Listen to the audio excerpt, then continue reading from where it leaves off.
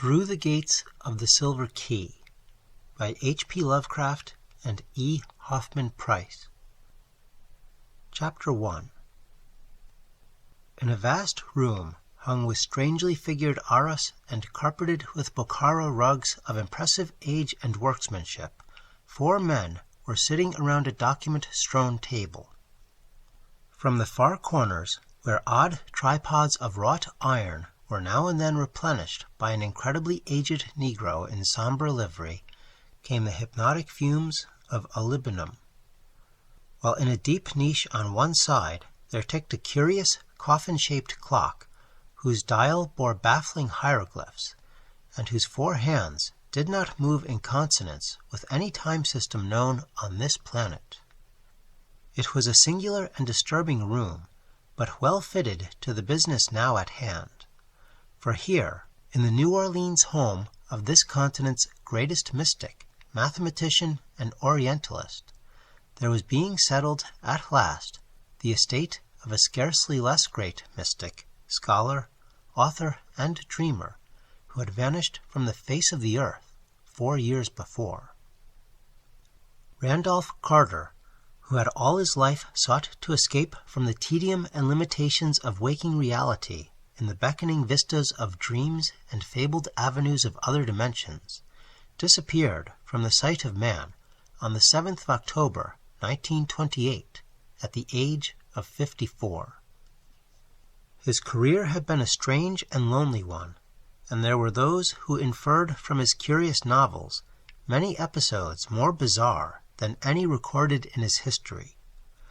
His association with Harley Warren, the South Carolina mystic, whose studies in the primal Naacal language of the Himalayan priests had led to such outrageous conclusions, had been close.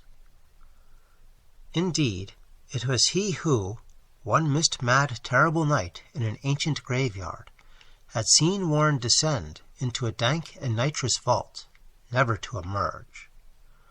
Carter lived in Boston, but it was from the wild haunted hills beyond hoary and witch-accursed Arkham that all his forebears had come, and it was amid those ancient, cryptically brooding hills that he had ultimately vanished.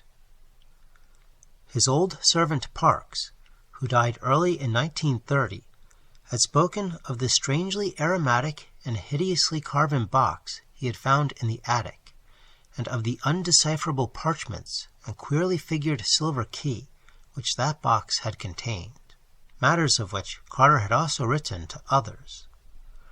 Carter, he said, had told him that this key had come down from his ancestors, and that it would help him to unlock the gate to his lost boyhood, and to strange dimensions and fantastic realms which he had hitherto visited only in vague, brief, and elusive dreams. Then one day, Carter took the box and its contents and rode away in his car, never to return. Later on, people found the car at the side of an old, grass-grown road in the hills behind crumbling Arkham, the hills where Carter's forebears had once dwelt, and where the ruined cellar of the great Carter homestead still gaped to the sky.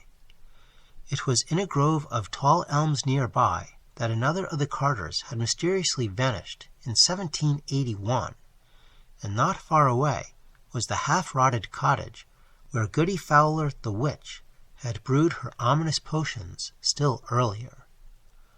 The region had been settled in 1692 by fugitives from the witchcraft trials in Salem, and even now it bore a name for vaguely ominous things scarcely to be envisaged. Edmund Carter had fled from the shadow of Gallows Hill just in time, and the tales of his sorceries were many. Now, it seemed, his lone descendant had gone somewhere to join him. In the car they found the hideously carved box of fragrant wood, and the parchment which no man could read. The silver key was gone, presumably with Carter. Further than that, there was no certain clue. Detectives from Boston said that the fallen timbers of the old Carter place seemed oddly disturbed, and somebody found a handkerchief on the rock-ridged, sinisterly wooded slope behind the ruins near the dreaded cave called the Snake Den. It was then that the country legends about the snake den gained a new vitality. Farmers whispered of the blasphemous uses to which old Edmund Carter, the wizard, had put that horrible grotto, and added later tales about the fondness which Randolph Carter himself had had for it when a boy. In Carter's boyhood, the venerable gambrel-roofed homestead was still standing and tenanted by his great-uncle Christopher. He had visited there often and had talked singularly about the snake den. People remembered what he had said about a deep fissure and an unknown inner cave beyond, and speculated on the change he had shown after spending one whole memorable day in the cavern when he was 9. That was in October, too, and ever after that he had seemed to have an uncanny knack at prophesying future events. It had rained late in the night that Carter vanished, and no one was quite able to trace his footprints from the car. Inside the snake den, all was amorphous liquid mud, owing to copious seepage. Only the ignorant rustics whispered about the prints they thought they spied where the great elms overhang the road, and on the sinister hillside near the snake den, where the handkerchief was found. Who could pay attention to whispers that spoke of stubby little tracks like those which Randolph Carter's square-toed boots made when he was a small boy? It was as crazy a notion as that other whisper, that the tracks of old Benijah Corey's peculiar heelless boots had met the stubby little tracks in the road. Old Benijah had been the Carters' hired man when Randolph was young, but he had died 30 years ago. It must have been these whispers, plus Carter's own statement to Parks and others that the queerly arabesqued silver key would help him unlock the gate of his lost boyhood, which caused a number of mystical students to declare that the missing man had actually doubled back on the trail of time and returned through 45 years to that other October day in 1883, when he had stayed in the snake den as a small boy. When he came out that night, they argued, he had somehow made the whole trip to 1928 and back, for did he not thereafter know of things which were to happen later? And yet he had never spoken of anything to happen after 1928. One student, an elderly eccentric of Providence, Rhode Island, who had enjoyed a long and close correspondence with Carter, had a still more elaborate theory, and believed that Carter had not only returned to boyhood, but achieved a further liberation, roving at will through the prismatic vistas of boyhood dream. After a strange vision, this man published a tale of Carter's vanishing, in which he hinted that the lost one now reigned as king on the opal throne of Illic Vod, that fabulous town of turrets atop the hollow cliffs of glass, overlooking the twilight sea, wherein the bearded and finny Gnori build their singular labyrinths. It was this old man, Ward Phillips, who pleaded most loudly against the apportionment of Carter's estate to his heirs, all distant cousins, on the ground that he was still alive in another time dimension and might well return some day. Against him was arrayed the legal talent of one of the cousins, Ernest B. Aspinwall of Chicago, a man 10 years Carter's senior, but keen as youth in forensic battles. For 4 years the contest had raged, but now the time for apportionment had come, and this vast, strange room in New Orleans was to be the scene of the arrangements. It was the home of Carter's literary and financial executor, the distinguished Creole student of mysteries and Eastern antiquities, Etienne-Laurent de Marigny. Carter had met de Marigny during the war, when they both served in the French Foreign Legion, and had at once cleaved to him because of their similar tastes and outlook. When, on a memorable joint furlough, the learned young Creole had taken the wistful Boston dreamer to Bayonne, in the south of France, and had shown him certain terrible secrets in the nighted and immemorial crypts that burrow beneath that brooding, aeon-weighted city, the friendship was forever sealed. Carter's will had named de Marigny as executor, and now that vivid scholar was reluctantly presiding over the settlement of the estate. It was sad work for him, for like the old Rhode Islander, he did not believe that Carter was dead. But what weight have the dreams of mystics against the harsh wisdom of the world? Around the table in that strange room in the old French Quarter sat the men who claimed an interest in the proceedings. There had been the usual legal advertisements of the conference in papers wherever Carter's heirs were thought to live, yet only 4 now sat listening to the abnormal ticking of that coffin-shaped clock which told no earthly time, and to the bubbling of the courtyard fountain beyond half-curtained, fan-lighted windows. As the hours wore on, the faces of the 4 were half-shrouded in the curling fumes from the tripods, which, piled recklessly with fuel, seemed to need less and less attention from the silently gliding and increasingly nervous old Negro. There was Etienne de Marigny himself, slim, dark, handsome, mustached, and still young. Aspinwall, representing the heirs, was white-haired, apoplectic-faced, side-whiskered, and portly. Phillips, the Providence mystic, was lean, gray, long-nosed, clean-shaven, and stoop-shouldered. The 4th man was non-committal in age, lean and with a dark-bearded, singularly immobile face of very regular contour, bound with a turban of a high-caste Brahmin, and having night-black, burning, almost eyeless eyes, which seemed to gaze out from a vast distance behind the features. He had announced himself as the Swami Chandraputra, an adept from Benares with important information to give, and both de Marigny and Phillips, who had corresponded with him, had been quick to recognize the genuineness of his mystical pretensions. His speech had an oddly forced, hollow, metallic quality, as if the use of English taxed his vocal apparatus, yet his language was as easy, correct, and idiomatic as any native Anglo-Saxon's. In general attire, he was the normal European civilian, but his loose clothes sat peculiarly badly on him, while his bushy black beard, Eastern turban, and large white mittens gave him an air of exotic eccentricity. De Marigny, fingering the parchment found in Carter's car, was speaking. "No, I have not been able to make anything of the parchment. Mr. Phillips here also gives it up. Colonel Churchward declares it is not Nakal, and it looks nothing at all like the hieroglyphs on the Easter Island wooden club. The carvings on that box, though, do strongly suggest Easter Island images. The nearest thing I can recall to these parchment characters, notice how all the letters seem to hang down from horizontal word bars, is the writing in a book poor Harley Warren once had. It came from India while Carter and I were visiting him in 1919, and he never would tell us anything about it. Said it would be better if we didn't know, and hinted that it might have come originally from some place other than the earth. He took it with him in December when he went down into the vault in that old graveyard, but neither he nor the book ever came to the surface again.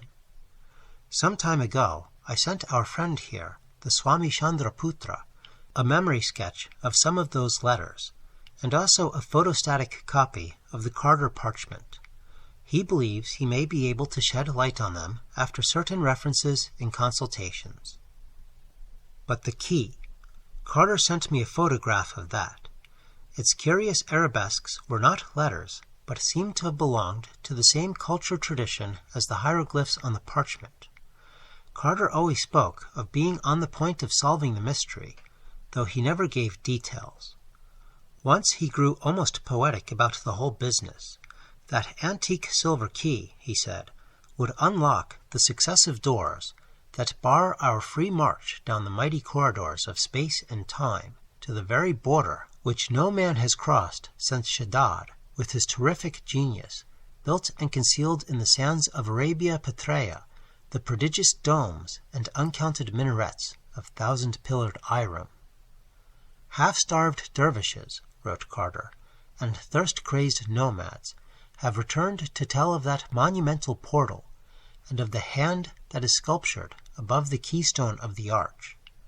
But no man has passed and returned to say that his footprints on the garnet-strewn sands within bear witness to his visit. The key, he surmised, was that for which the cyclopean sculptured hand vainly grasps. Why Carter didn't take the parchment as well as the key, we cannot say. Perhaps he forgot it, or perhaps he forbore to take it through recollection of one who had taken a book of like character into a vault and never returned. Or perhaps it was really immaterial to what he wished to do. As De Marini paused, old Mr. Phillips spoke in a harsh, shrill voice. "We can know of Randolph Carter's wandering only what we dream. I have been to many strange places in dreams, and have heard many strange and significant things in Ulthar beyond the river Skye. It does not appear that the parchment was needed, for certainly Carter re-entered the world of his boyhood dreams, and is now a king in Ilik-Vad." Mr. Aspinwall grew doubly apoplectic-looking as he sputtered. "Can't somebody shut that old fool up? We've had enough of these moonings. The problem is to divide the property, and it's about time we got to it." For the first time, Swami Chandraputra spoke in his queerly alien voice. "Gentlemen, there is more to this matter than you think. Mr. Aspinwall does not do well to laugh at the evidence of dreams. Mr. Phillips has taken an incomplete view, perhaps because he has not dreamed enough. I myself have done much dreaming. We in India have always done that, just as all the Carters seem to have done it. You, Mr. Aspinwall, as a maternal cousin, are naturally not a Carter. My own dreams and certain other sources of information have told me a great deal which you still find obscure. For example, Randolph Carter forgot that parchment, which he couldn't then decipher, yet it would have been well for him had he remembered to take it. You see, I have really learned pretty much what happened to Carter after he left his car with the silver key at sunset on the 7th of October, 4 years ago." Aspinwall audibly sneered, but the others sat up with heightened interest. The smoke from the tripods increased, and the crazy ticking of that coffin-shaped clock seemed to fall into bizarre patterns like the dots and dashes of some alien and insoluble telegraph message from outer space. The Hindu leaned back, half-closed his eyes, and continued in that oddly labored yet idiomatic voice, while before his audience there began to float a picture of what had happened to Randolph Carter. Chapter 2. The hills behind Arkham are full of a strange magic, something, perhaps, which the old wizard Edmund Carter called down from the stars and up from the crypts of nether earth when he fled there from Salem in 1692. As soon as Randolph Carter was back among them, he knew that he was close to one of the gates which a few audacious, abhorred, and alien-souled men have blasted through Titan walls betwixt the world and the outside absolute. Here, he felt, and on this day of the year, he could carry out with success the message he had deciphered months before from the arabesques of that tarnished and incredibly ancient silver key. He knew now how it must be rotated, how it must be held up to the setting sun, and what syllables of ceremony must be intoned into the void at the 9th and last turning. In a spot as close to a dark polarity and induced gate as this, it could not fail in its primary function. Certainly he would rest that night in the lost boyhood for which he had never ceased to mourn. He got out of the car with the key in his pocket, walking uphill deeper and deeper into the shadowy core of that brooding, haunted countryside of winding road, vine-grown stone wall, black woodland, gnarled, neglected orchard, gaping, windowed, deserted farmhouse, and nameless ruin. At the sunset hour, when the distant spires of Kingsport gleamed in the ruddy blaze, he took out the key and made the needed turnings and intonations. Only later did he realize how soon the ritual had taken effect. Then, in the deepening twilight, he had heard a voice out of the past. Old Benijah Corey, his great-uncle's hired man. Had not old Benijah been dead for 30 years? 30 years before when? What was time? Where had he been? Why was it strange that Benijah should be calling him on this 7th of October, 1883? Was he not out later than Aunt Martha had told him to stay? What was this key in his blouse pocket, or his little telescope, given him by his father on his 9th birthday 2 months before, ought to be? Had he found it in the attic at home? Would it unlock the mystic pylon which his sharp eye had traced amidst the jagged rocks at the back of that inner cave behind the snake den on the hill? That was the place they always coupled with old Edmund Carter, the wizard. People wouldn't go there, and nobody but him had ever noticed or squirmed through the root-choked fissure to that great black inner chamber with the pylon. Whose hands had carved that hint of a pylon out of the living rock? Old Wizard Edmund's, or others that he had conjured up and commanded? That evening, little Randolph ate supper with Uncle Chris and Aunt Martha in the old gambrel-roofed farmhouse. Next morning he was up early and out through the twisted-boughed apple orchard to the upper timber lot where the mouth of the snake den lurked black and forbidding amongst grotesque, overnourished oaks. A nameless expectancy was upon him, and he did not even notice the loss of his handkerchief as he fumbled in his blouse pocket to see if the queer silver key was safe. He crawled through the dark orifice with tense, adventurous assurance, lighting his way with matches taken from the sitting-room. In another moment he had wriggled through the root-choked fissure at the farthest end, and was in the vast, unknown inner grotto whose ultimate rock wall seemed half like a monstrous and consciously shapen pylon. Before that dank, dripping wall he stood silent and awestruck, lighting one match after another as he gazed. Was that stony bulge above the keystone of the imagined arch really a gigantic sculptured hand? Then he drew forth the silver key, and made motions and intonations whose source he could only dimly remember. Was anything forgotten? He knew only that he wished to cross the barrier to the untrammeled land of his dreams and the gulfs where all dimensions dissolve in the absolute. Chapter 3. What happened then is scarcely to be described in words. It is full of those paradoxes, contradictions, and anomalies which have no place in waking life, but which fill our more fantastic dreams, and are taken as a matter of course till we return to our narrow, rigid, objective world of limited causation and tridimensional logic. As the Hindu continued his tale, he had a difficulty in avoiding what seemed, even more than the notion of a man transferred through the years to boyhood, an air of trivial, puerile extravagance. Mr. Aspinwall, in disgust, gave an apoplectic snort and virtually stopped listening. For the rite of the silver key, as practiced by Randolph Carter in the black, haunted cave within a cave, did not prove unavailing. From the first gesture and syllable, an aura of strange, awesome mutation was apparent, a sense of incalculable disturbance and confusion in time and space, yet one which held no hint of what we recognize as motion and duration. Imperceptibly, such things as age and location ceased to have any significance whatever. The day before, Randolph Carter had miraculously leaped a gulf of years. Now there was no distinction between boy and man. There was only the entity Randolph Carter, with a certain store of images which had lost all connection with terrestrial scenes and circumstances of acquisition. A moment before, there had been an inner cave with vague suggestions of a monstrous arch and gigantic sculptured hand on the farther wall. Now there was neither cave nor absence of cave, neither wall nor absence of wall.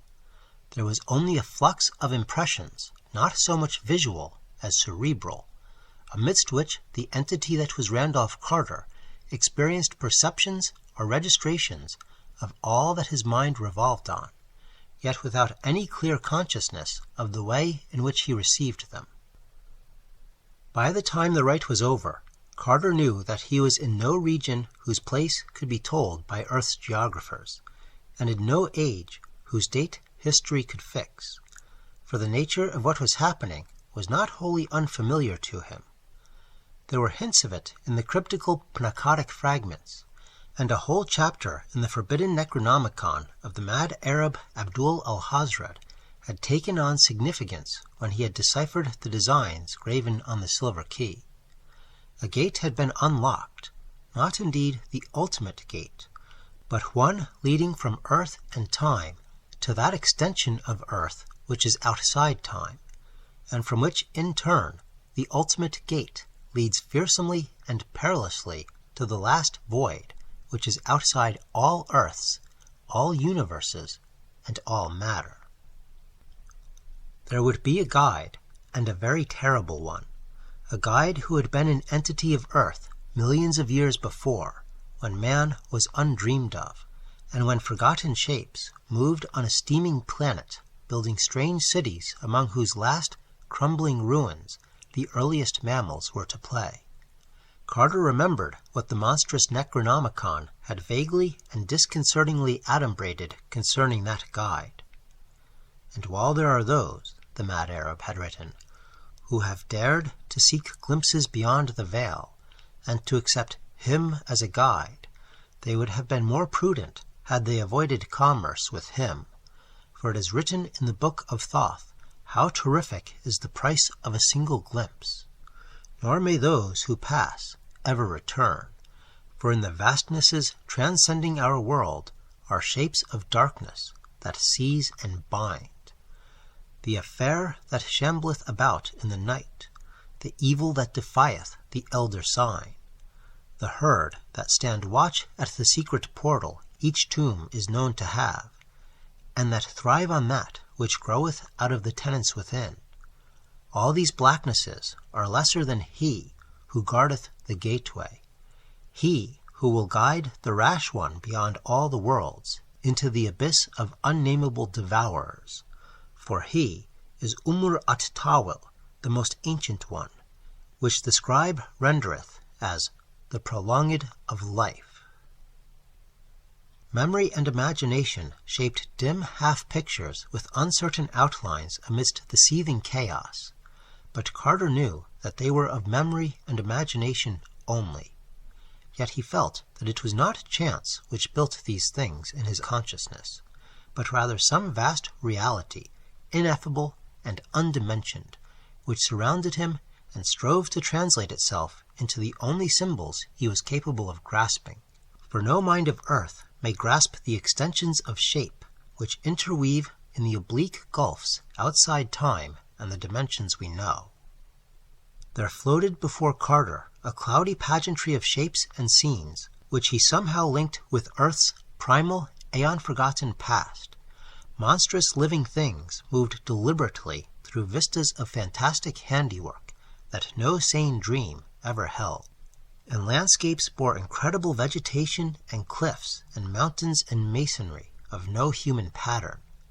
There were cities under the sea, and denizens thereof, and towers in great deserts, where globes and cylinders and nameless winged entities shot off into space or hurtled down out of space. All this Carter grasped, though the images bore no fixed relation to one another or to him. He himself had no stable form or position, but only such shifting hints of form and position as his whirling fancy supplied. He had wished to find the enchanted regions of his boyhood dreams, where galleys sail up the river Okranos, past the gilded spires of Thrawn, the elephant caravans tramp through perfumed jungles in Cled, beyond forgotten palaces with veined ivory columns that sleep lovely and unbroken under the moon. Now, intoxicated with wider visions, he scarcely knew what he sought, thoughts of infinite and blasphemous daring rose in his mind, and he knew he would face the dreaded guide without fear, asking monstrous and terrible things of him. All at once, the pageant of impressions seemed to achieve a vague kind of stabilization. There were great masses of towering stone, carven into alien and incomprehensible designs and disposed according to the laws of some unknown inverse geometry. Light filtered down from a sky of no assignable color in baffling contradictory directions, and played almost sentiently over what seemed to be a curved line of gigantic hieroglyphed pedestals, more hexagonal than otherwise, and surmounted by cloaked, ill-defined shapes. There was another shape, too, which occupied no pedestal, but which seemed to glide or float over the cloudy, floor-like lower level. It was not exactly permanent in outline, but held transient suggestions of something remotely preceding or paralleling the human form, though half as large again as an ordinary man. It seemed to be heavily cloaked, like the shapes on the pedestals, with some neutral-colored fabric, and Carter could not detect any eye-holes through which it might gaze. Probably it did not need to gaze, for it seemed to belong to an order of being far outside the merely physical in organization and faculties. A moment later, Carter knew that this was so, for the shape had spoken to his mind without sound or language, and though the name it uttered was a dreaded and terrible one, Randolph Carter did not flinch in fear. Instead, he spoke back, equally without sound or language, and made those obeisances which the hideous Necronomicon had taught him to make. For this shape was nothing less than that which all the world has feared since Lomar rose out of the sea, and the winged ones came to earth to teach the elder lore to man.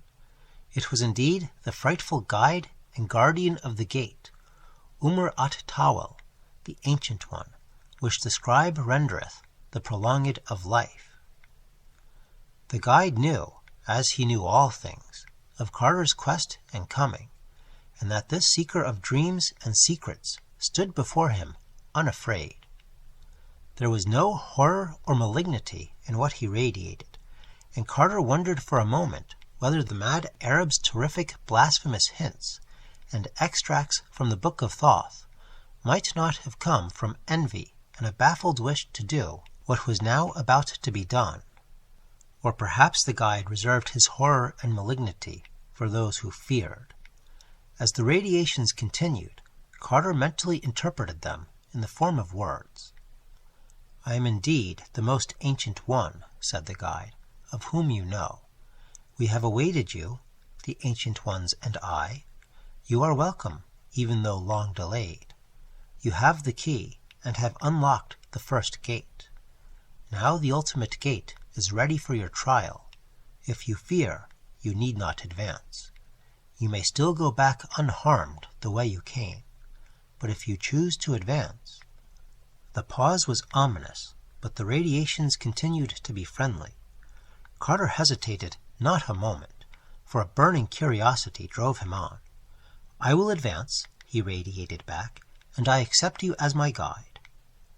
At this reply, the guide seemed to make a sign by certain motions of his robe, which may or may not have involved the lifting of an arm or some homologous member. A second sign followed, and from his well-learnt lore, Carter knew that he was at last very close to the ultimate gate.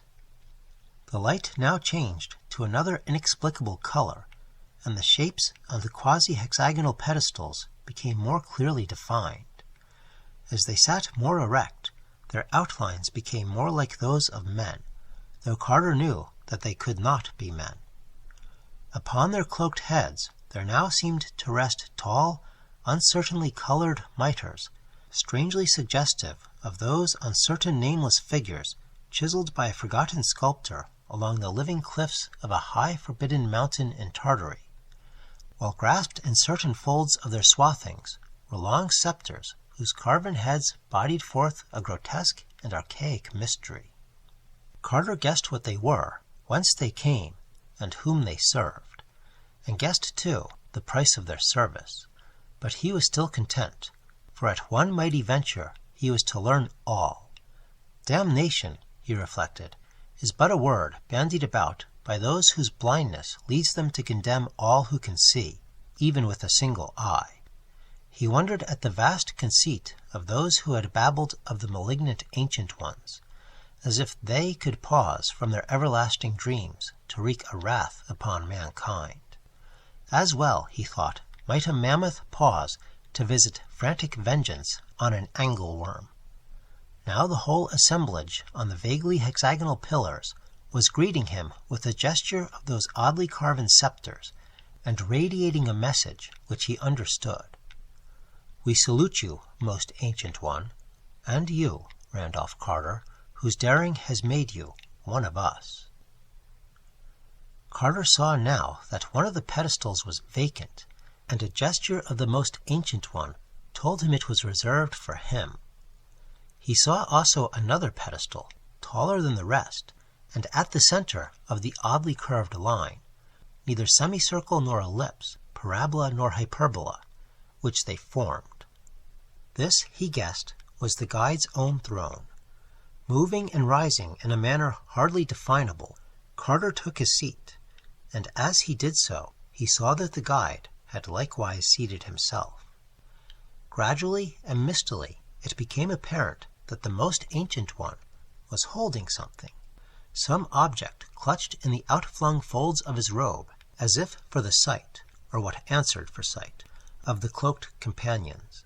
It was a large sphere, or apparent sphere, of some obscurely iridescent metal, and as the guide put it forward, a low, pervasive half-impression of sound began to rise and fall in intervals which seemed to be rhythmic, even though they followed no rhythm of earth. There was a suggestion of chanting, or what human imagination might interpret as chanting. Presently, the quasi-sphere began to grow luminous, and as it gleamed up into a cold, pulsating light of unassignable color, Carter saw that its flickerings conformed to the alien rhythm of the chant. Then all the mitred, scepter-bearing shapes on the pedestals commenced a slight, curious swaying in the same inexplicable rhythm, while nimbuses of unclassifiable light, resembling that of the quasi-sphere, played round their shrouded heads. The Hindu paused in his tale and looked curiously at the tall, coffin-shaped clock with the 4 hands and hieroglyphed dial, whose crazy ticking followed no known rhythm of earth. "You, Mr. de Marigny," he suddenly said to his learned host, "do not need to be told the particular alien rhythm to which those cowled shapes on the hexagonal pillars chanted and nodded. You are the only one else in America who has had a taste of the outer extension. That clock, I suppose it was sent to you by the yogi poor Harley Warren used to talk about, the seer who said that he alone of living men had been to Yen Ho, the hidden legacy of sinister aeon-old Leng, and had borne certain things away from that dreadful and forbidden city. I wonder how many of its subtler properties you know. If my dreams and readings be correct, it was made by those who knew much of the first gateway. But let me go on with my tale." At last, continued the Swami, the swaying and the suggestion of chanting ceased. The lambent nimbuses around the now drooping and motionless heads faded away, while the cloaked shapes slumped curiously on their pedestals. The quasi-sphere, however, continued to pulsate with inexplicable light. Carter felt that the ancient ones were sleeping as they had been when he first saw them, and he wondered out of what cosmic dreams his coming had wakened them. Slowly there filtered into his mind the truth that this strange chanting ritual had been one of instruction, and that the companions had been chanted by the most ancient one into a new and peculiar kind of sleep, in order that their dreams might open the ultimate gate to which the silver key was a passport. He knew that in the profundity of this deep sleep they were contemplating unplumbed vastnesses of utter and absolute outsidedness, with which the earth had nothing to do, and that they were to accomplish that which his presence had demanded. The guide did not share this sleep, but seemed still to be giving instructions in some subtle, soundless way. Evidently, he was implanting images of those things which he wished the companions to dream, and Carter knew that as each of the Ancient Ones pictured the prescribed thought, there would be born the nucleus of a manifestation visible to his own earthly eyes. When the dreams of all the shapes had achieved a oneness, that manifestation would occur, and everything he required be materialized through concentration. He had seen such things on Earth, in India, where the combined projected will of a circle of adepts can make a thought take tangible substance, and in Hori Atlanat, of which few men dare speak. Just what the ultimate gate was, and how it was to be passed, Carter could not be certain, but a feeling of tense expectancy surged over him. He was conscious of having a kind of body, and of holding the fateful silver key in his hand. The masses of towering stone opposite him seemed to possess the evenness of a wall, toward the center of which his eyes were irresistibly drawn. And then suddenly he felt the mental currents of the most ancient one cease to flow forth. For the first time, Carter realized how terrific utter silence, mental and physical, may be. The earlier moments had never failed to contain some perceptible rhythm, if only the faint, cryptical pulse of the earth's dimensional extension. But now the hush of the abyss seemed to fall upon everything. Despite his intimations of body, he had no audible breath, and the glow of at-Tawil's quasi-sphere had grown petrifiedly fixed and unpulsating. A potent nimbus, brighter than those which had played round the heads of the shapes, blazed frozenly over the shrouded skull of the terrible guide. A dizziness assailed Carter, and his sense of lost orientation waxed 1,000-fold. The strange lights seemed to hold the quality of the most impenetrable blacknesses heaped upon blacknesses, while about the Ancient Ones, so close on their pseudo-hexagonal thrones, there hovered an air of the most stupefying remoteness. Then he felt himself wafted into immeasurable depths, with waves of perfumed warmth lapping against his face. It was as if he floated in a torrid, rose-tinctured sea, a sea of drugged wine, whose waves broke foaming against shores of brazen fire. A great fear clutched him as he half saw the vast expanse of surging sea lapping against its far-off coast. But the moment of silence was broken. The surgings were speaking to him in a language that was not of physical sound or articulate words. The man of truth is beyond good and evil, intoned a voice that was not a voice. The man of truth has ridden to all is one. The man of truth has learnt that illusion is the only reality, and that substance is an impostor. And now, in that rise of masonry to which his eyes had been so irresistibly drawn, there appeared the outline of a titanic arch, not unlike that which he thought he had glimpsed so long ago in that cave within a cave, on the far, unreal surface of the three-dimensional earth. He realized that he had been using the silver key, moving it in accord with an unlearnt and instinctive ritual closely akin to that which had opened the inner gate. That rose-drunken sea which lapped his cheeks was, he realized, no more or less than the adamantine mass of the solid wall yielding before his spell, and the vortex of thought with which the Ancient Ones had aided his spell. Still guided by instinct and blind determination, he floated forward and through the ultimate gate. Chapter 4. Randolph Carter's advance through that cyclopean bulk of abnormal masonry was like a dizzy precipitation through the measureless gulfs between the stars. From a great distance he felt triumphant godlike surges of deadly sweetness, and after that the rustling of great wings and impressions of sound like the chirpings and murmurings of objects unknown on Earth or in the solar system. Glancing backward, he saw not one gate alone, but a multiplicity of gates, at some of which clamored forms he strove not to remember. And then, suddenly, he felt a greater terror than that which any of the forms could give, a terror from which he could not flee because it was connected with himself.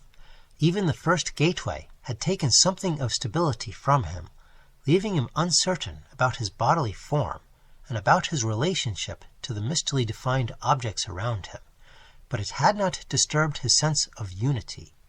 He had still been Randolph Carter, a fixed point in the dimensional seething.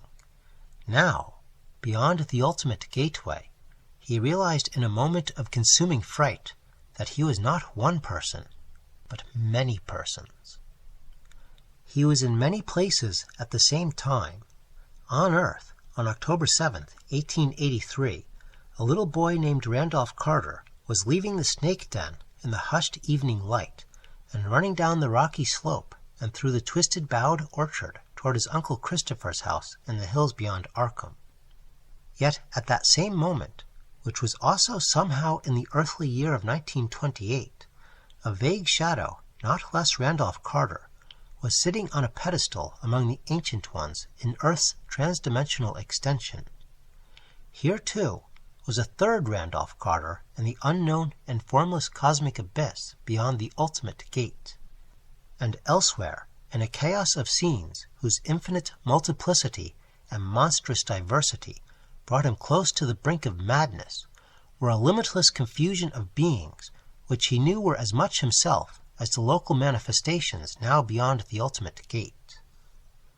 There were Carters in settings belonging to every known and suspected age of Earth's history, and to remoter ages of earthly entity, transcending knowledge, suspicion, and credibility.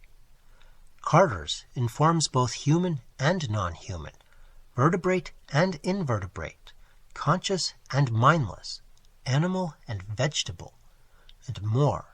There were Carters having nothing in common with earthly life, but moving outrageously amidst backgrounds of other planets and systems and galaxies and cosmic continua. Spores of eternal life, drifting from world to world, universe to universe, yet all equally himself. Some of the glimpses recalled dreams, both faint and vivid, single and persistent, which he had had through the long years since he first began to dream, and a few possessed a haunting, fascinating, and almost horrible familiarity which no earthly logic could explain. Faced with this realization, Randolph Carter reeled in the clutch of supreme horror, horror such as had not been hinted even at the climax of that hideous night when two had ventured into an ancient and abhorred necropolis under a waning moon, and only one had emerged. No death, no doom, no anguish can arouse the surpassing despair which flows from a loss of identity. Merging with nothingness is peaceful oblivion, but to be aware of existence, and yet to know that one is no longer a definite being distinguished from other beings, that one no longer has a self, that is the nameless summit of agony and dread. He knew that there had been a Randolph Carter of Boston, yet could not be sure whether he, the fragment or facet of an earthly entity beyond the ultimate gate, had been that one or some other. His self had been annihilated, and yet he, if indeed there could, in view of that utter nullity of individual existence, be such a thing as he, was equally aware of being in some inconceivable way a legion of selves. It was as though his body had been suddenly transformed into one of those many-limbed and many-headed effigies sculptured in Indian temples, and he contemplated the aggregation in a bewildered attempt to discern which was the original and which the additions, if indeed, supremely monstrous thought, there were any original as distinguished from other embodiments. Then, in the midst of these devastating reflections, Carter's Beyond the Gate fragment was hurled from what had seemed the nadir of horror to black, clutching pits of a horror still more profound. This time it was largely external, a force or personality which at once confronted and surrounded and pervaded him, and which, in addition to its local presence, seemed also to be a part of himself, and likewise to be coexistent with all time and coterminous with all space. There was no visual image, yet the sense of entity and the awful concept of combined localism, identity, and infinity lent a paralyzing terror beyond anything which any Carter fragment had hitherto deemed capable of existing. In the face of that awful wonder, the quasi-Carter forgot the horror of destroyed individuality. It was an all-in-one and one-in-all of limitless being and self, not merely a thing of one space-time continuum, but allied to the ultimate animating essence of existence's whole unbounded sweep, the last utter sweep, which has no confines, and which outreaches fancy and mathematics alike. It was perhaps that which certain secret cults of Earth have whispered of as Yog-Sothoth, and which has been a deity under other names, that which the crustaceans of Yog-Sothoth worship as the Beyond One, and which the vaporous brains of the spiral nebulae know by an untranslatable sign. Yet in a flash the Carter facet realized how slight and fractional all these conceptions are. And now the Being was addressing the Carter facet in prodigious waves that smote and burned and thundered, a concentration of energy that blasted its recipient with well-nigh unendurable violence, and that followed, with certain definite variations, the singular unearthly rhythm which had marked the chanting and swaying of the Ancient Ones, and the flickering of the monstrous lights in that baffling region beyond the first gate.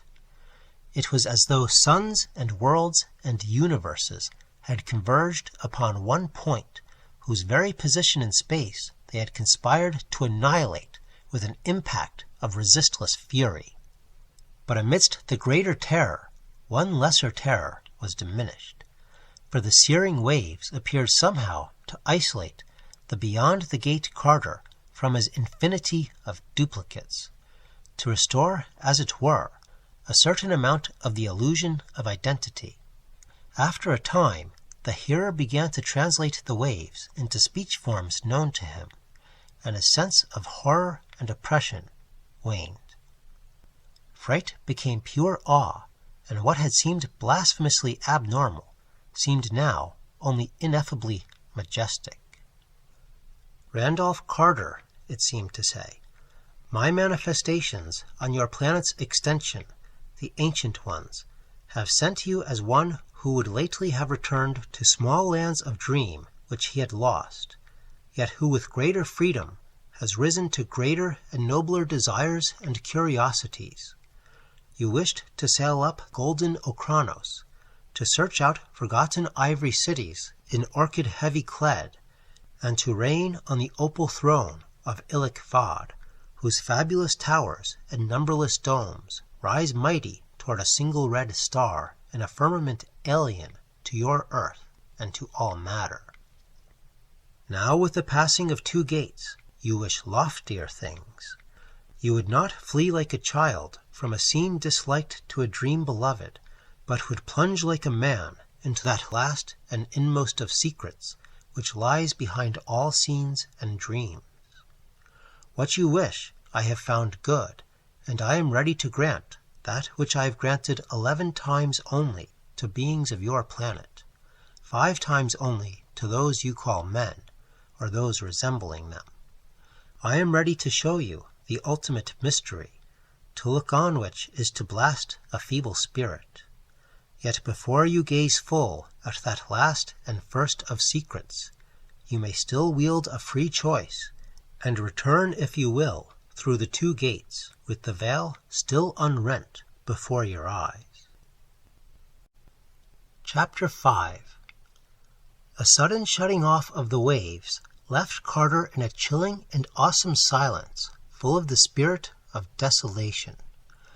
On every hand pressed the illimitable vastness of the void, yet the seeker knew that the being was still there. After a moment, he thought of words whose mental substance he flung into the abyss.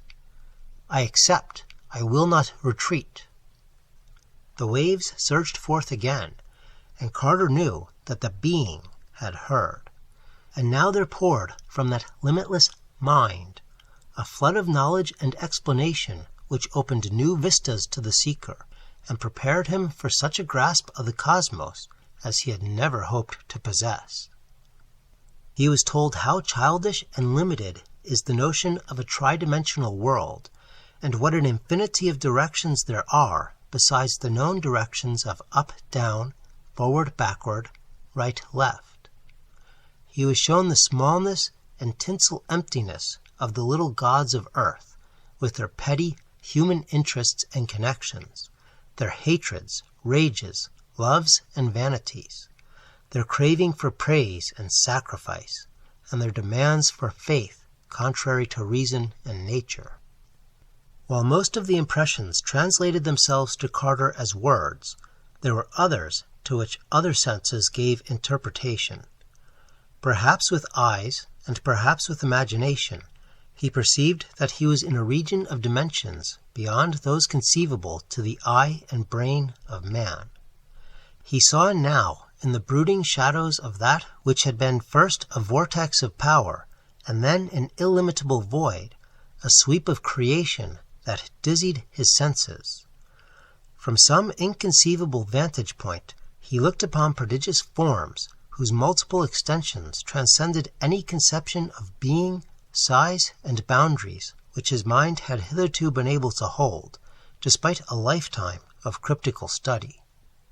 He began to understand dimly why there could exist at the same time the little boy Randolph Carter in the Arkham farmhouse in 1883, the misty form on the vaguely hexagonal pillar beyond the first gate, the fragment now facing the presence in the limitless abyss, and all the other Carters his fancy or perception envisaged. Then the waves increased in strength, and sought to improve his understanding, reconciling him to the multiform entity of which his present fragment was an infinitesimal part. They told him that every figure of space is but the result of the intersection by a plane of some corresponding figure of one more dimension, as a square is cut from a cube, or a circle from a sphere. The cube and sphere of 3 dimensions are thus cut from corresponding forms of 4 dimensions that men know only through guesses and dreams, and these in turn are cut from forms of 5 dimensions, and so on up to the dizzy and reachless heights of archetypical infinity. The world of men and of the gods of men is merely an infinitesimal phase of an infinitesimal thing, the 3-dimensional phase of that small wholeness reached by the first gate, where at-Tawil dictates dreams to the ancient ones. Though men hail it as reality, and brand thoughts of its many-dimensioned original as unreality, it is in truth the very opposite. That which we call substance and reality is shadow and illusion, and that which we call shadow and illusion is substance and reality. Time, the waves went on, is motionless, and without beginning or end. That it has motion and is the cause of change is an illusion. Indeed, it is itself really an illusion, for except to the narrow sight of beings in limited dimensions, there are no such things as past, present, and future. Men think of time only because of what they call change, yet that too is an illusion. All that was, and is to be, exists simultaneously. These revelations came with a godlike solemnity which left Carter unable to doubt. Even though they lay almost beyond his comprehension, he felt that they must be true in the light of that final cosmic reality which belies all local perspectives and narrow partial views. And he was familiar enough with profound speculations to be free from the bondage of local and partial conceptions. Had his whole quest not been based upon a faith in the unreality of the local and partial?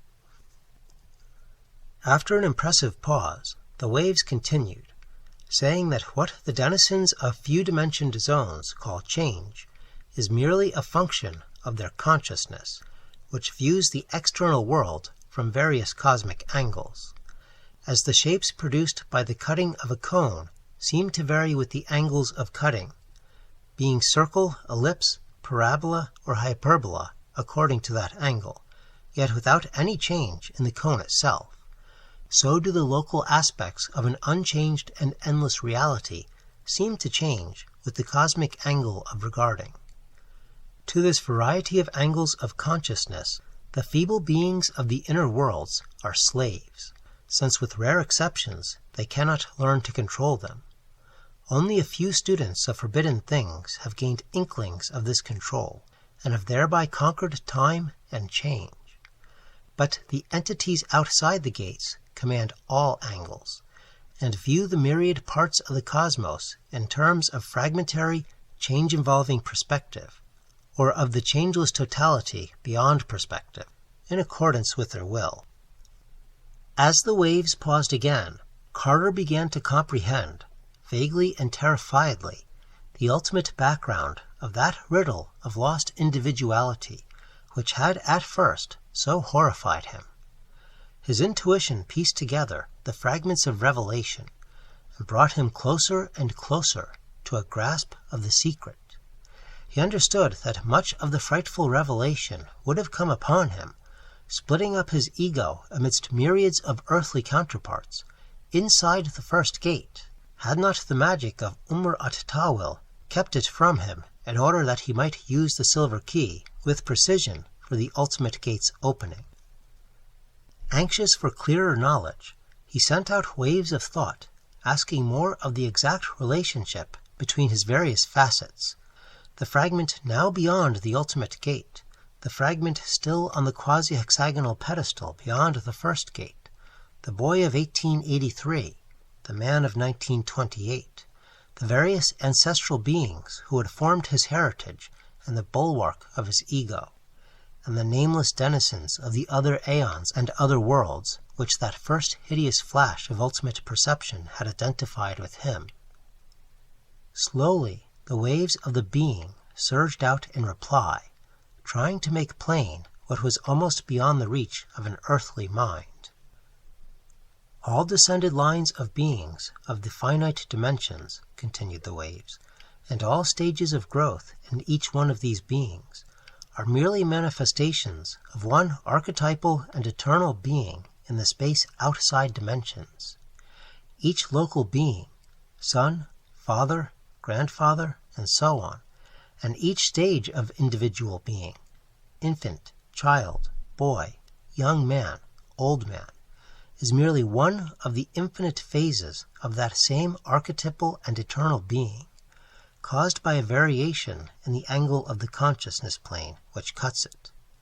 Randolph Carter, at all ages, Randolph Carter and all his ancestors, both human and pre-human, terrestrial and pre-terrestrial, all these were only phases of one ultimate, eternal Carter, outside space and time, phantom projections differentiated only by the angle at which the plane of consciousness happened to cut the eternal archetype in each case.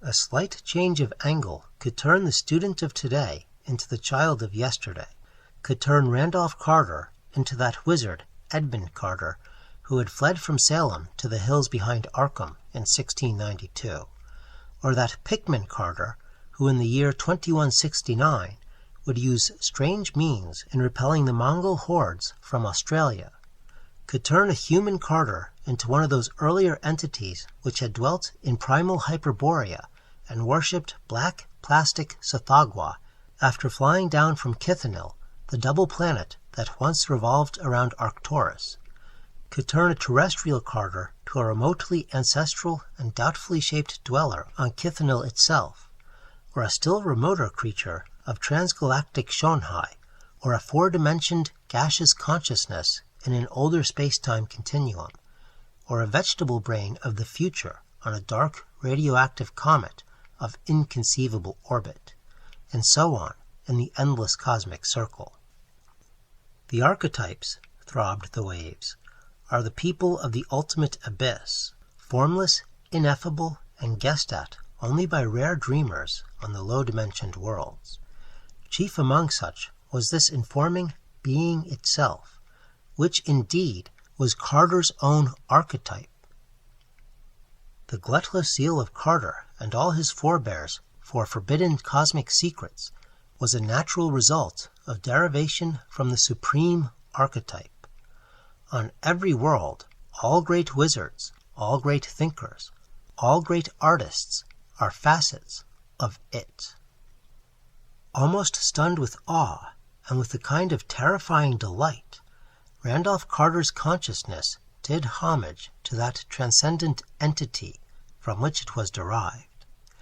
As the waves paused again, he pondered in the mighty silence, thinking of strange tributes, stranger questions, and still stranger requests. Curious concepts flowed conflictingly through a brain dazed with unaccustomed vistas and unforeseen disclosures. It occurred to him that, if those disclosures were literally true, he might bodily visit all those infinitely distant ages and parts of the universe which he had hitherto known only in dreams. Could he but command the magic to change the angle of his consciousness plane? And did not the silver key supply that magic? Had it not first changed him from a man in 1928 to a boy in 1883, and then to something quite outside time? Oddly, despite his present apparent absence of body, he knew that the key was still with him. While the silence still lasted, Randolph Carter radiated forth the thoughts and questions which assailed him. He knew that in this ultimate abyss he was equidistant from every facet of his archetype, human or non-human, earthly or extra-earthly, galactic or transgalactic, and his curiosity regarding the other phases of his being, especially those phases which were farthest from an earthly 1928 in time and space, or which had most persistently haunted his dreams throughout his life, was at fever heat. He felt that his archetypal entity could at will send him bodily to any of these phases of bygone and distant life by changing his consciousness plane, and despite the marvels he had undergone, he burned for the further marvel of walking in the flesh through those grotesque and incredible scenes which visions of the night had fragmentarily brought him. Without definite intention, he was asking the presence for access to a dim, fantastic world whose 5 multicolored suns, alien constellations, dizzy black crags, clawed, taper-snouted denizens, bizarre metal towers, unexplained tunnels, and cryptical floating cylinders had intruded again and again upon his slumbers. That world, he felt vaguely, was in all the conceivable cosmos the one most freely in touch with others, and he longed to explore the vistas whose beginnings he had glimpsed, and to embark through space to those still remoter worlds with which the clawed, snouted denizens trafficked. There was no time for fear. As at all crises of his strange life, sheer cosmic curiosity triumphed over everything else. When the waves resumed their awesome pulsing, Carter knew that his terrible request was granted. The being was telling him of the nighted gulfs through which he would have to pass, of the unknown quintuple star in an unsuspected galaxy around which the alien world revolved, and of the burrowing inner horrors against which the clawed-snouted race of that world perpetually fought. It told him, too, of how the angle of his personal consciousness plane and the angle of his consciousness plane regarding the space-time elements of the sought-for world would have to be tilted simultaneously in order to restore to that world the Carter facet which had dwelt there. The presence warned him to be sure of his symbols if he wished ever to return from the remote and alien world he had chosen. And he radiated back an impatient affirmation, confident that the silver key, which he felt was with him, and which he knew had tilted both world and personal planes in throwing him back to 1883, contained those symbols which were meant. And now the being, grasping his impatience, signified its readiness to accomplish the monstrous precipitation. The waves abruptly ceased, and there supervened a momentary stillness tense with nameless and dreadful expectancy. Then, without warning, came a whirring and drumming that swelled to a terrific thundering. Once again, Carter felt himself the focal point of an intense concentration of energy which smote and hammered and seared unbearably in the now familiar alien rhythm of outer space, and which he could not classify as either the blasting heat of a blazing star or the all-petrifying cold of the ultimate abyss. Bands and rays of color, utterly foreign to any spectrum of our universe, played and wove and interlaced before him, and he was conscious of a frightful velocity of motion. He caught one fleeting glimpse of a figure sitting alone upon a cloudy throne, more hexagonal than otherwise. Chapter 6. As the Hindu paused in his story, he saw that DeMarini and Phillips were watching him absorbedly.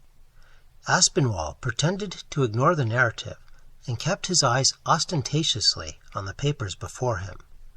The alien-rhythmed ticking of the coffin-shaped clock took on a new and portentous meaning, while the fumes from the choked, neglected tripods wove themselves into fantastic and inexplicable shapes, and formed disturbing combinations with the grotesque figures of the draft-swayed tapestries.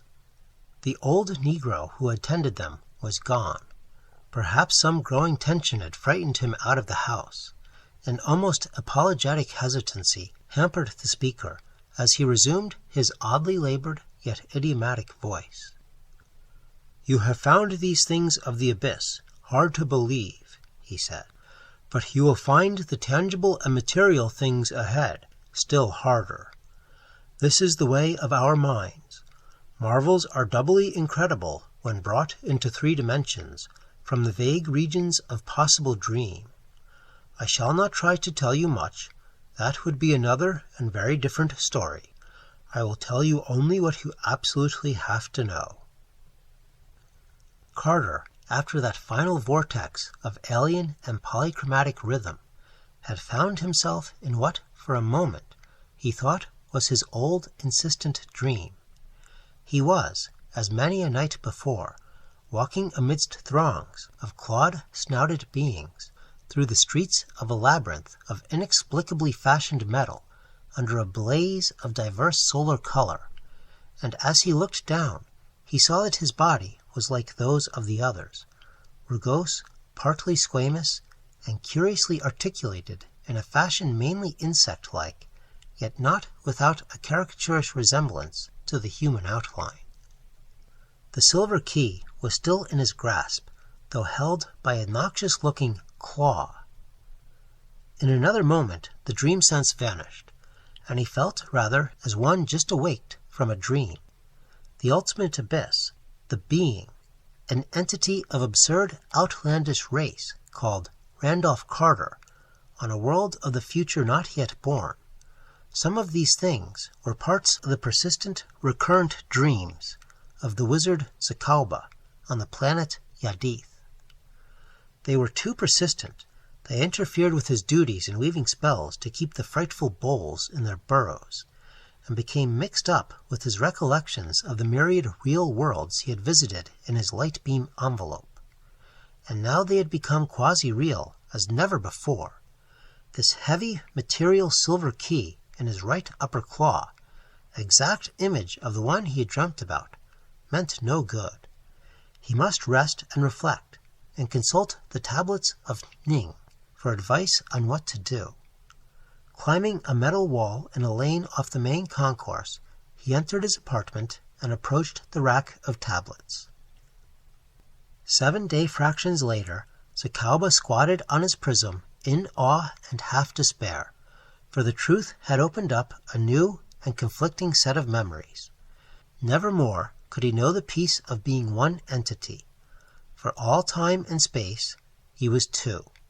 Zakalba the wizard of Yadith, disgusted with the thought of the repellent earth mammal Carter that he was to be and has been, and Randolph Carter of Boston on the earth, shivering with fright at the clawed-snouted thing which he had once been and had become again.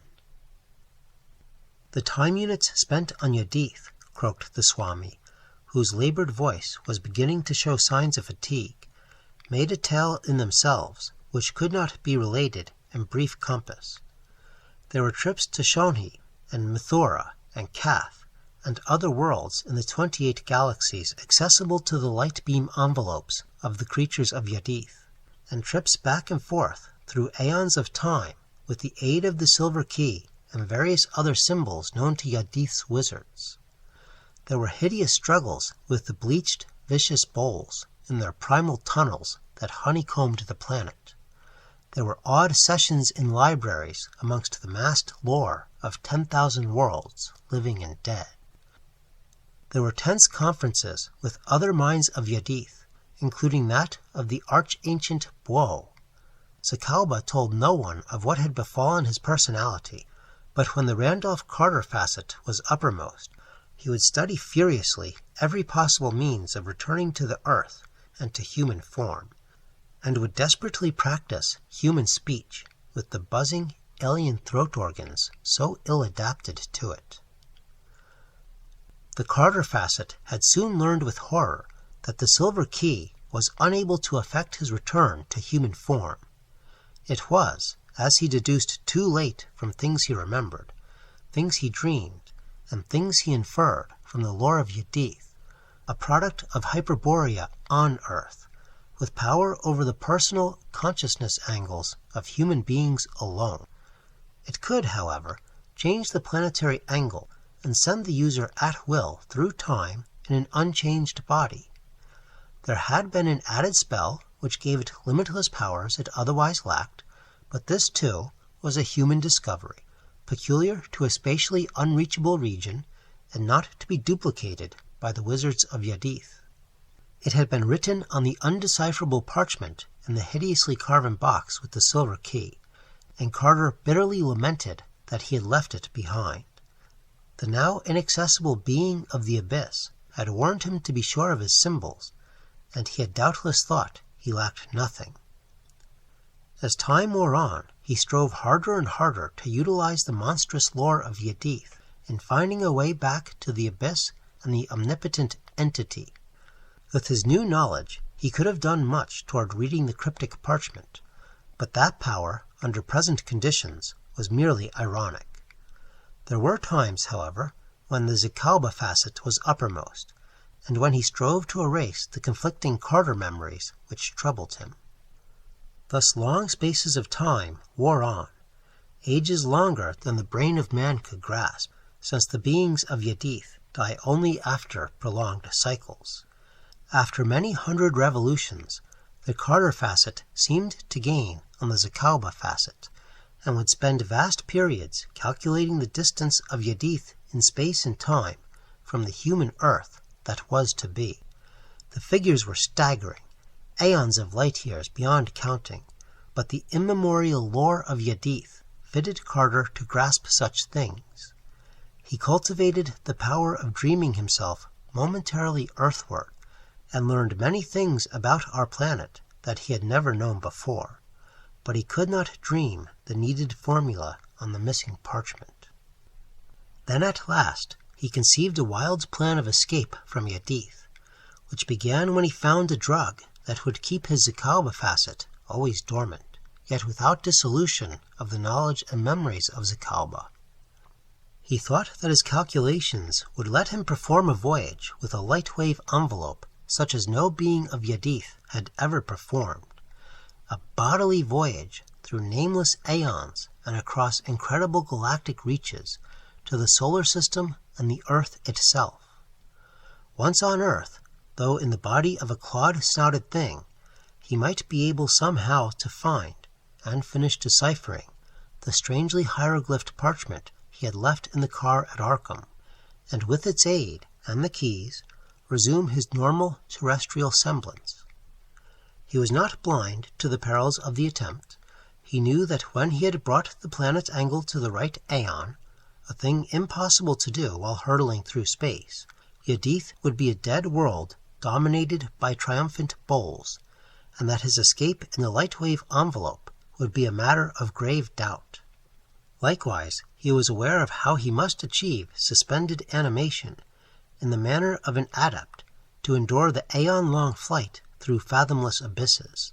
He knew, too, that, assuming his voyage succeeded, he must immunize himself to the bacterial and other earthly conditions hostile to a body from Yadith. Furthermore, he must provide a way of feigning human shape on Earth until he might recover and decipher the parchment and resume that shape in truth. Otherwise, he would probably be discovered and destroyed by the people in horror as a thing that should not be, and there must be some gold, luckily obtainable on Yadith, to tide him over that period of quest. Slowly, Carter's plans went forward. He provided a light-wave envelope of abnormal toughness, able to stand both the prodigious time transition and the unexampled flight through space. He tested all his calculations and sent forth his earthward dreams again and again, bringing them as close as possible to 1928. He practiced suspended animation with marvelous success. He discovered just the bacterial agent he needed and worked out the varying gravity stress to which he must become used. He artfully fashioned a waxen mask and loose costume, enabling him to pass among men as a human being of a sort, and devised a doubly potent spell with which to hold back the bowls at the moment of his starting from the black dead Yadith of an inconceivable future. He took care, too, to assemble a large supply of the drugs, unobtainable on Earth, which would keep his Akalba facet in abeyance till he might shed the Yadith body. Nor did he neglect a small store of gold for earthly use. The starting day was a time of doubt and apprehension. Carter climbed up to his envelope platform on the pretext of sailing for the triple-star Nithon, and crawled into the sheath of shining metal.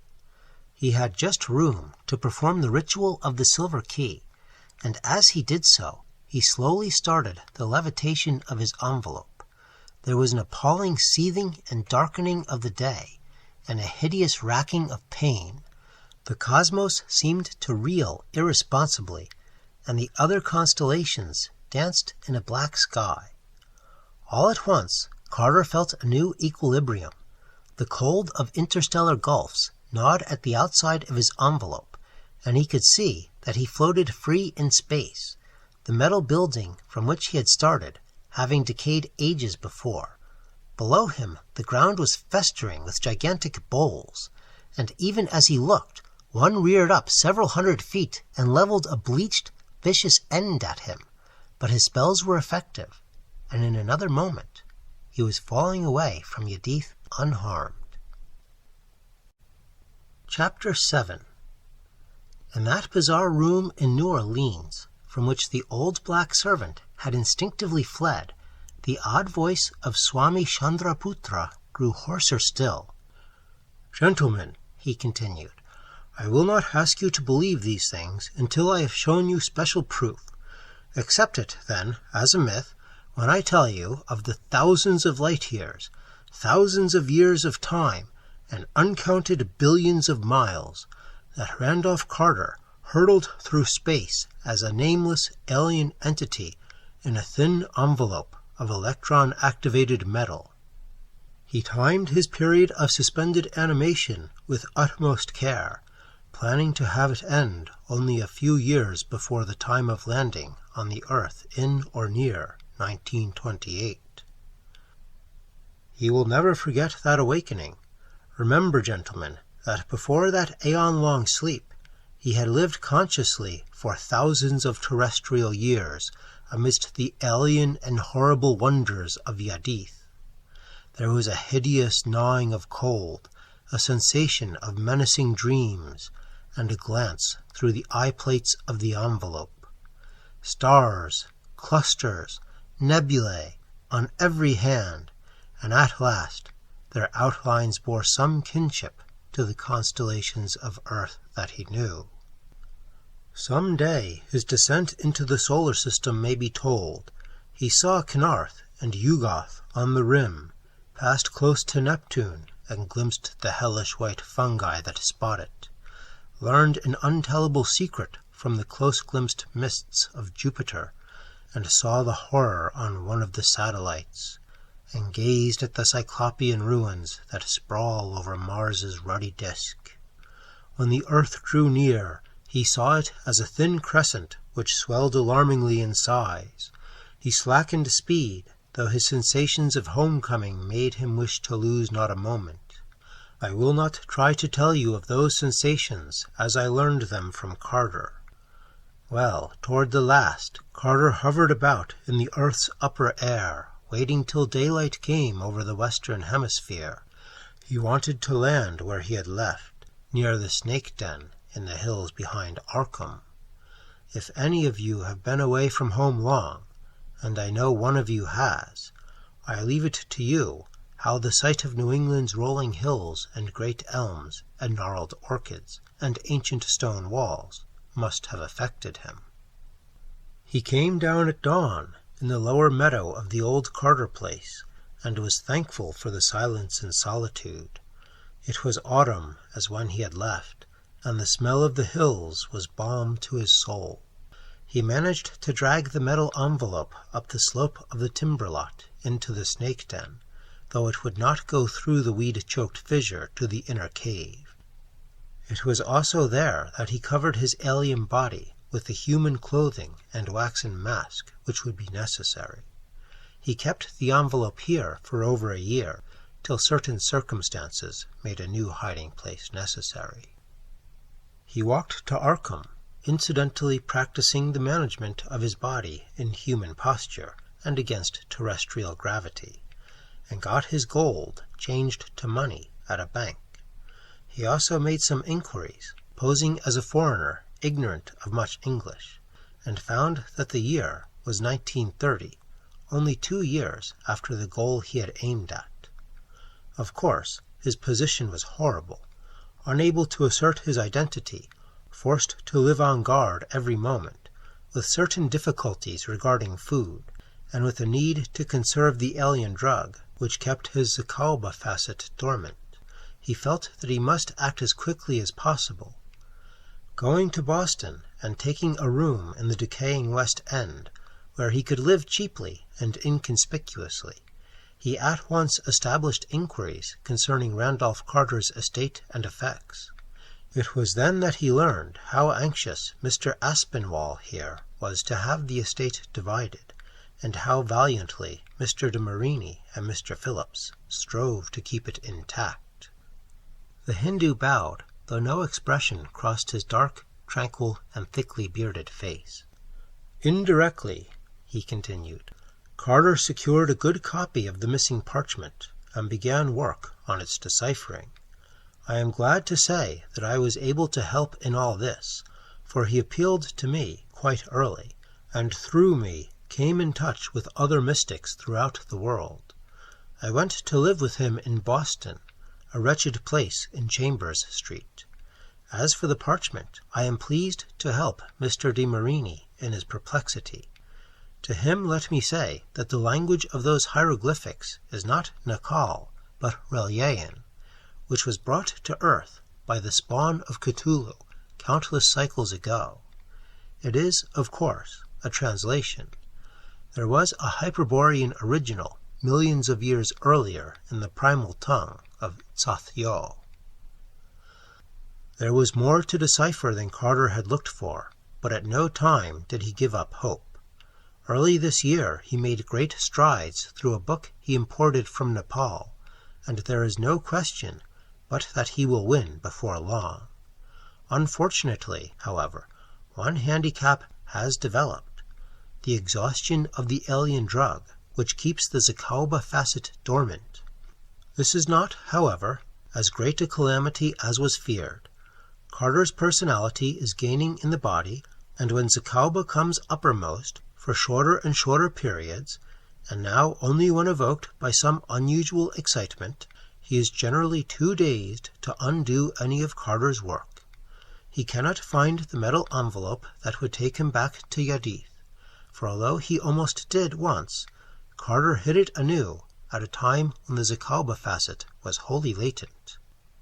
All the harm he has done is to frighten a few people and create certain nightmare rumors among the Poles and Lithuanians of Boston's West End. So far, he has never injured the careful disguise prepared by the Carter facet, though he sometimes throws it off so that parts have to be replaced. I have seen what lies beneath, and it is not good to see. A month ago, Carter saw the advertisement of this meeting, and knew that he must act quickly to save his estate. He could not wait to decipher the parchment and resume his human form. Consequently, he deputed me to act for him, and in that capacity I am here. Gentlemen, I say to you that Randolph Carter is not dead, that he is temporarily in an anomalous condition, but that within 2 or 3 months, at the outside, he will be able to appear in proper form and demand the custody of his estate. I am prepared to offer proof if necessary. Therefore, I beg that you adjourn this meeting for an indefinite period. Chapter 8. De Marini and Phillips stared at the Hindu as if hypnotized, while Aspinwall emitted a series of snorts and bellows. The old attorney's disgust had by now surged into open rage, and he pounded the table with an apoplectically veined fist. When he spoke, it was in a kind of bark. "How long is this foolery to be borne? I've listened an hour to this madman, this faker, and now he has the damned effrontery to say that Randolph Carter is alive, to ask us to postpone the settlement for no good reason. Why don't you throw the scoundrel out, de Marini? Do you mean to make us all the butts of a charlatan or idiot?" De Marini quietly raised his hands and spoke softly. "Let us think slowly and clearly. This has been a very singular tale, and there are things in it which I, as a mystic not altogether ignorant, recognize as far from impossible. Furthermore, since 1930, I have received letters from the Swami which tally with his account." As he paused, old Mr. Phillips ventured a word. "Swami Chandraputra spoke of proofs. I, too, recognize much that is significant in this story, and I have myself had many oddly corroborative letters from the Swami during the last 2 years. But some of these statements are very extreme. Is there not something tangible which can be shown?" At last the impassive-faced Swami replied, slowly and hoarsely, and drawing an object from the pocket of his loose coat as he spoke. "While none of you here has ever seen the silver key itself, Messrs. de Marini and Phillips have seen photographs of it. Does this look familiar to you?" He fumblingly laid on the table, with his large, white-mittened hand, a heavy key of tarnished silver, nearly 5 inches long, of unknown and utterly exotic workmanship, and covered from end to end with hieroglyphs of the most bizarre description. De Marini and Phillips gasped. "That's it!" cried de Marini. "The camera doesn't lie. It couldn't be mistaken." But Aspinwall had already launched a reply. "Fools! What does it prove? If that's really the key that belonged to my cousin, it's up to this foreigner, this damned to explain how he got it. Randolph Carter vanished with the key 4 years ago. How do we know he wasn't robbed and murdered? He was half crazy himself and in touch with still crazier people. Look here, you. Where did you get that key? Did you kill Randolph Carter?" The Swami's features, abnormally placid, did not change, but the remote, ireless black eyes behind them blazed dangerously. He spoke with great difficulty. Please control yourself, Mr. Aspinwall. There is another form of proof that I could give, but its effect upon everybody would not be pleasant. Let us be reasonable. Here are some papers, obviously written since 1930, and in the unmistakable style of Randolph Carter. He clumsily drew a long envelope from inside his loose coat and handed it to the sputtering attorney as DeMarini and Phillips watched with chaotic thoughts and a dawning feeling of supernal wonder. Of course, the handwriting is almost illegible, but remember that Randolph Carter now has no hands well adapted to forming human script. Aspinwall looked through the papers hurriedly and was visibly perplexed, but he did not change his demeanor. The room was tense with excitement and nameless dread, and the alien rhythm of the coffin-shaped clock had an utterly diabolic sound to DeMarini and Phillips, though the lawyer seemed affected not at all. Aspinwall spoke again. "These look like clever forgeries. If they aren't, they may mean that Randolph Carter has been brought under the control of people with no good purpose. There's only one thing to do. Have this faker arrested. DeMarini, will you telephone for the police?" "Let us wait," answered their host. "I do not think this case calls for the police. I have a certain idea. Mr. Aspinwall, this gentleman is a mystic of real attainments. He says he is in the confidence of Randolph Carter. Will it satisfy you if he can answer certain questions which could be answered only by one in such confidence? I know Carter and can ask such questions. Let me get a book which I think will make a good test." He turned toward the door to the library, Phillips dazedly following in a kind of automatic way. Aspinwall remained where he was, studying closely the Hindu who confronted him with abnormally impassive face. Suddenly, as Chandraputra clumsily restored the silver key to his pocket, the lawyer emitted a guttural shout which stopped DeMarini and Phillips in their tracks. "Hey, by God, I've got it! This rascal is in disguise! I don't believe he's an East Indian at all. That face, it isn't a face, but a mask. I guess his story put that into my head, but it's true. It never moves, and that turban and beard hide the edges. This fellow's a common crook. He isn't even a foreigner. I've been watching his language. He's a Yankee of some sort. And look at those mittens. He knows his fingerprints could be spotted. Damn you, I'll pull that thing off." "Stop!" The hoarse, oddly alien voice of the Swami held a tone beyond all mere earthly fright. "I told you there was another form of proof which I could give if necessary, and I warned you not to provoke me to it. This red-faced old meddler is right. I'm not really an East Indian. This face is a mask, and what it covers is not human. You others have guessed. I felt that minutes ago. It wouldn't be pleasant if I took that mask off. Let it alone, Ernest. I may as well tell you that I am Randolph Carter." No one moved. Aspinwall snorted and made vague motions. DeMarini and Phillips, across the room, watched the workings of his red face and studied the back of the turbaned figure that confronted him. The clock's abnormal ticking was hideous, and the tripod fumes and swaying auras danced a dance of death. The half-choking lawyer broke the silence. "No, you don't, you crook! You can't scare me! You've reasons of your own for not wanting that mask off. Maybe we'd know who you are. Off with it!" As he reached forward, the Swami seized his hand with one of his own clumsily mittened members, evoking a curious cry of mixed pain and surprise. DeMarini started toward the two, but paused confused as the pseudo-Hindu's shout of protest changed to a wholly inexplicable rattling and buzzing sound. Aspinwall's red face was furious, and with his free hand he made another lunge at his opponent's bushy beard. This time he succeeded in getting a hold, and at his frantic tug the whole waxen visage came loose from the turban and clung to the lawyer's apoplectic fist. As it did so, Aspinwall uttered a frightful gurgling cry, and Phillips and DeMarini saw his face convulsed with a wilder, deeper, and more hideous epilepsy of stark panic than ever they had seen on human countenance before. The pseudo-Swami had meanwhile released his other hand, and was standing as if dazed, making buzzing noises of a most abnormal quality. Then the turbaned figure slumped oddly into a posture scarcely human, and began a curious, fascinated sort of shuffle toward the coffin-shaped clock that ticked out its cosmic and abnormal rhythm. His now uncovered face was turned away, and De Marini and Phillips could not see what the lawyer's act had disclosed.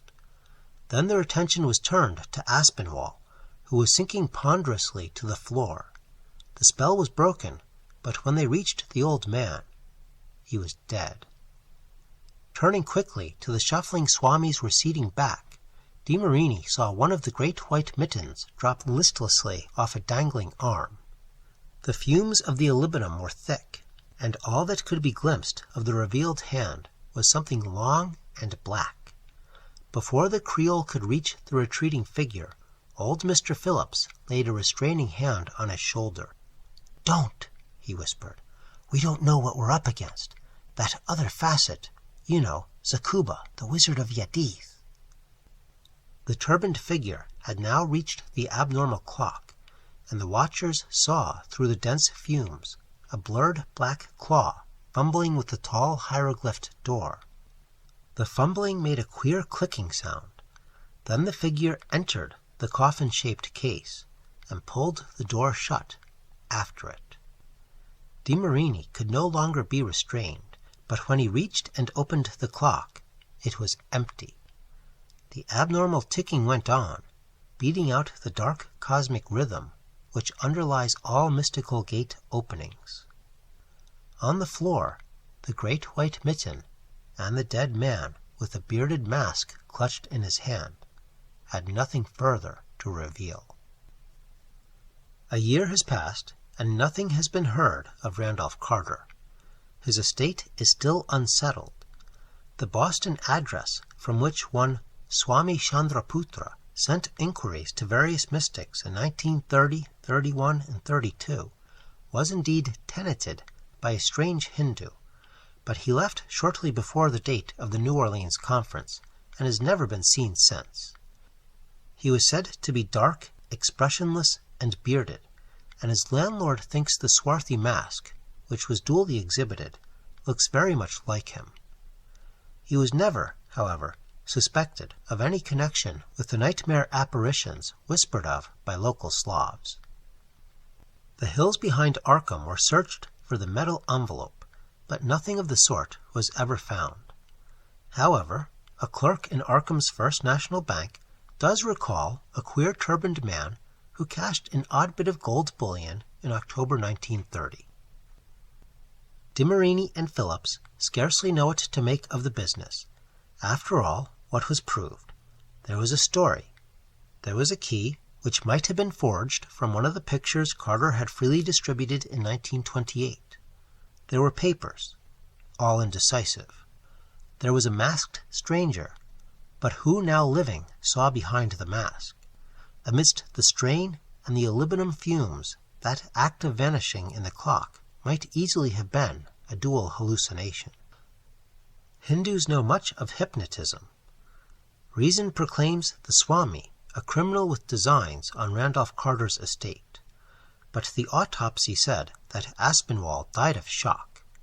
Was it rage alone which caused it? And some things in that story. In a vast room, hung with strangely figured arras, and filled with illibenum fumes, Etienne-Laurent de Marini often sits listening with vague sensations to the abnormal rhythm of that hieroglyphed, coffin-shaped clock.